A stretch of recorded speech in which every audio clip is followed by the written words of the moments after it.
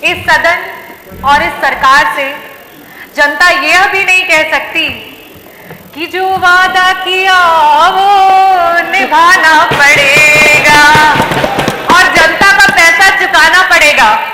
अध्यक्ष जी, पहले सत्र में मुख्यमंत्री जी आते हैं और कहते हैं कि हमारी विधायक निधि को उन्होंने बढ़ा दिया, और जब आज हमारा द्वितीय बजट सत्र चल रहा है वहां पे हमारे आदरणीय वित्त मंत्री जी कहते हैं कि वो तो सिर्फ और सिर्फ एक घोषणा थी, समय तो सुनिश्चित किया ही नहीं गया।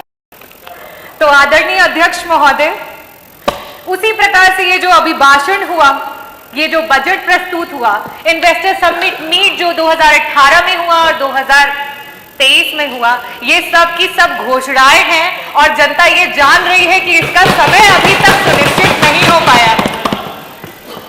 और आप लोग क्यों घबराते हैं जब विपक्ष ये कहता है कि तुम्हारी फाइल में जो गांव हैं उनके मौसम गुलाबी हैं, यह आंकड़े झूठे हैं और ये जो दावे हैं वो किताबी हैं। और ये बड़ा ही सीरियस मैटर है क्योंकि ये crisis of credibility of leadership है अध्यक्ष महोदय, और इसको संज्ञान में लेना चाहिए।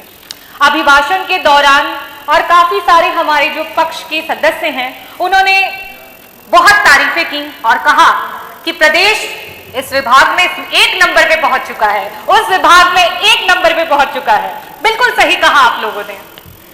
मैं भी बारी बारी उत्तर प्रदेश का कौन सा विभाग किस नंबर पे पहुंच चुका है वो आपके सामने बताऊंगी, और प्लीज मेज थपथपाने से आप लोग मत रुकिएगा।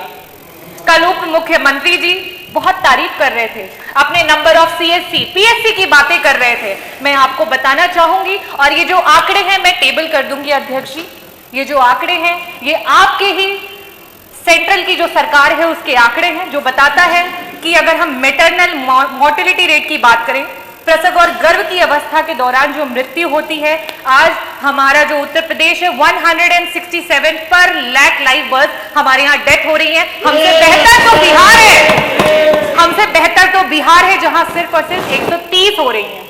अगर हम बात करें नॉन कम्युनिकेबल डिजीजेस की, जिसमें मधुमेह और रक्तचाप जैसी गंभीर बीमारियां होती हैं, जिससे आए दिन हार्ट अटैक आते हैं और लोगों की मृत्यु हो जाती है, और बिल्कुल सही कहा आपने, उत्तर प्रदेश उसमें नंबर 1 पे है। अगर हम बात करें सीएससी और पीएससी की, तो नंबर और सीएससी पीएससी तो कम है ही है, लेकिन साथ ही साथ कम doctor, less than 50% of doctors में भी हम नंबर 1 हैं। अगर हम बात करें पीएससी और सीएससी पे मूलभूत सुविधाओं की, अगर हम बात करें ईसीजी मशीन की, जिससे कि क्विक आप कम से कम ये पता कर सके कि वो मायोकार्डियल इंफार्क्शन का पेशेंट है और उसको एक इमरजेंसी मेडिसिन दे करके 45 मिनट हाथ में अगर रख करके उसे एक हायर रेफरल सेंटर पे भेज सके। आज हमारे पास ईसीजी की भी सुविधा उपलब्ध नहीं है और हम नंबर 1 पे हैं। अगर हम एमआरआई मशीन की बात करें तो हमारे पास लाइब्रेरी में भी यहां तक ये इंफॉर्मेशन नहीं है कि किन किन जनपदों में और सरकार के द्वारा कहां कहां एमआरआई उपलब्ध है, और हम नंबर 1 पे हैं। सरकार बात करती है पिछड़े और दलित के हक की और सम्मान की, और जब जाति जनगणना की बात आती है तो सर पे पैर रख करके भाग जाती है। आज जब विपक्ष ने बात उठाई कि जाति जनगणना करवानी चाहिए, तो आदरणीय मंत्री जी कल वहां बैठे थे और कह रहे थे कि बिहार की आप बातें करते हैं, बिहार तो बड़ा ही खराब है, बिहार में ये होता है वो होता है। बिहार अगर खराब है और उसके बावजूद भी अगर दलित और पिछड़ों का सम्मान कर रहा है, तो आप क्यों धर्म की राजनीति कर रहे हैं? आप क्यों नहीं सम्मान कर रहे हैं दलितों और पिछड़ों का? आप सिर्फ चुनावी दौरान में आपके कार्यकर्ता जो हैं वो जाते हैं ग्राम सभाओं में और दलित बस्तियों में, और मैं बताती हूँ क्या बातें होती हैं। पूछते हैं क्या भाई कौन जात हो, तो कहता है दलित हूं साहिब।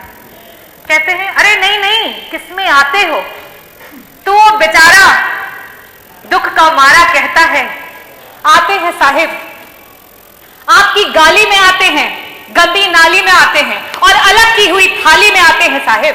तो कहता है हम तो सोचे तुम हिंदू में आते हो। बोले आते हैं ना साहिब, लेकिन सिर्फ और सिर्फ आपके चुनाव में। और आप हक की बात करते हैं, आपके एनसीआरबी के आंकड़े बता रहे हैं कि आपके प्रदेश में सबसे ज्यादा एससी और एसटी कम्युनिटी पे जो है वो क्राइम्स हुए। आज कानून व्यवस्था की बात पर पीठ थपथपाई जा रही है और एनसीआरबी के आंकड़ों को बताया जा रहा है मैं आपसे ये कहना चाहती हूं, आपकी जो जीरो टॉलरेंस अगेंस्ट क्राइम की जो सरकार है वो सिर्फ और सिर्फ ढकोसलेबाजी है। एफआईआर सच और झूठ के बुनियाद पे नहीं, किस दरोगा की, किस एसएचओ की पॉकेट कितनी गर्म की जाती है उसके हिसाब से एफआईआर दर्ज की जाती है।